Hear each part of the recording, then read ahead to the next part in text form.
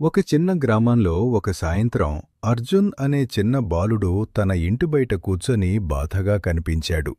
అతని తాత గమనించి మృదువైన చిరునవ్వుతో అతని దగ్గరకు నెమ్మదిగా నడిచివచ్చాడు.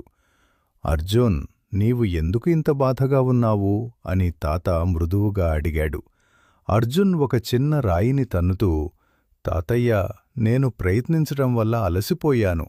బాగా చదువుతాను, కానీ తరగతిలో మొదటి ర్యాంకు రాదు. Arjun, do you see football that Sadhana small plant? చేస్తాను, Yes, కానీ నేను grandfather, ఉత్తముడు it's just కాను. a small plant. నాకు ఇక Do you know వదిలేయాలనిపిస్తోంది when అని I చెప్పాడు. planted it? తాత అతని పక్కన కూర్చొని కంచె దగ్గర పెరుగుతున్న చిన్న మామిడి మొక్కను చూపించాడు. అర్జున్, ఆ చిన్న మొక్క కనిపిస్తున్నదా అని తాత అడిగాడు.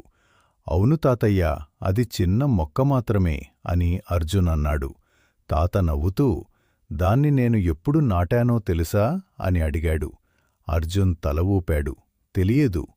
దాన్ని నేను 5 సంవత్సరాల క్రితం నాటాను అని తాత అన్నాడు. మొదటి 2 సంవత్సరాలు అది ఎక్కువగా పెరగలేదు, బలహీనంగా కనిపించింది. కాని నేను ప్రతిరోజూ దానికి నీళ్లు పోసి జంతువుల నుండి రక్షించాను. అర్జున్ ఆశ్చర్యంగా చూశాడు. 5 సంవత్సరాలా?